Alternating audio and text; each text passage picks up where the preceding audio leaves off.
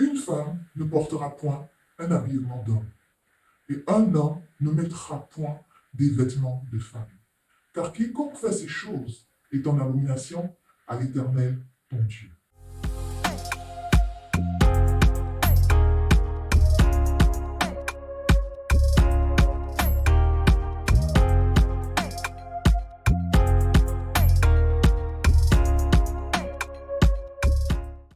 Shalom ma sœur, aujourd'hui j'aimerais qu'on parle de mode.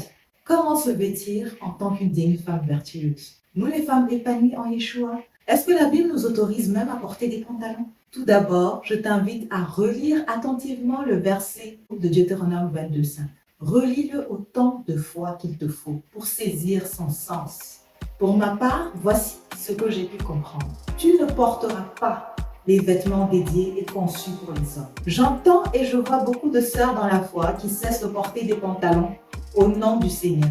Si c'est un commandement personnel que le Seigneur t'a donné, vas-y, persévère sur la voie de l'obéissance. Mais si c'est un choix que tu as fait parce qu'un homme de Dieu te l'a commandé ou parce que tu penses que la Bible le recommande, alors relaxe-toi et étudions ensemble.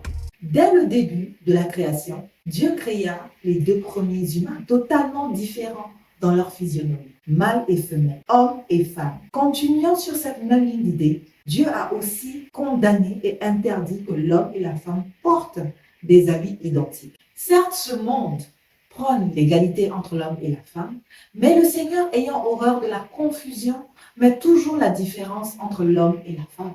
Déjà sur l'apparence, nous voyons que l'homme et la femme sont conçus différemment au plan physiologique. La Bible considère comme important de préserver la distinction des sexes dans l'habillement.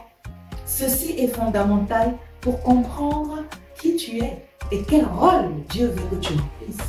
Les vêtements, qu'on le veuille ou pas, définissent notre identité. Un homme qui veut être traité comme une femme se vêtira probablement de choses féminines comme les bijoux, les parfums de femmes, des habits de femmes, comme on le voit de plus en plus partout. Beaucoup de comédiens, acteurs, comme Tyler Perry, dans le rôle de Madea, se déguisent en femmes pour nous faire accepter inconsciemment cette perversion. Papaya dit clairement que c'est une abomination. Il a horreur de ce péché. Alors pourquoi persévérer dans le péché et non l'obéissance? De la même façon, une femme qui veut être traitée comme un homme adoptera un style très masculin et nous remarquons également que la plupart des femmes qui se vêtissent comme des hommes sont des lélés ou font activement partie du mouvement ABCD. La Bible ne nous dit pas quel style de vêtements l'homme et la femme doivent porter, parce qu'elle reconnaît que le style est dicté par le climat et la culture. En Écosse, les jupes courtes font partie de la tenue traditionnelle des hommes. Au Nigeria, le port du pagne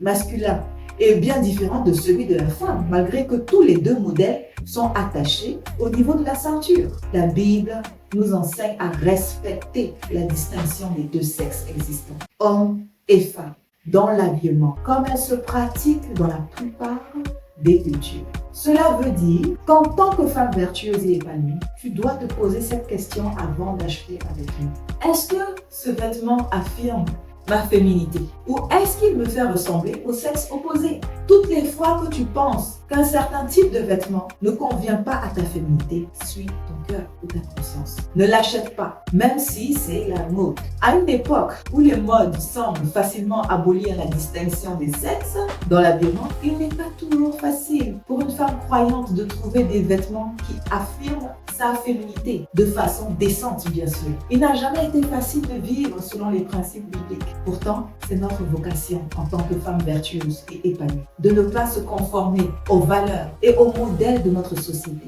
mais être une influence transformatrice dans ce monde grâce à la puissance de Dieu. Avant de conclure, j'aimerais te partager un style vestimentaire d'origine africaine, le boubou. Pour te montrer, avec le boubou, j'aimerais te montrer la différence entre le style de l'homme et de la femme. Le boubou, c'est la robe sénégalaise classique portée par les hommes et les femmes. Néanmoins, Le style féminin est bien distinct du masculin. Les hommes portent le boubou classique avec une chemise et un pantalon assorti en dessous et les femmes le portent avec un pagne assorti attaché à la ceinture, en dessous de la robe, en dessous du boubou. Et donc, pour répondre à la question, la femme peut-elle porter un pantalon? Bien sûr que oui, à condition que ce soit un pantalon conçu pour femme et non pour homme. Ainsi, nous savons que le pantalon que nous portons ne peut jamais être porté par notre époux, notre frère, etc.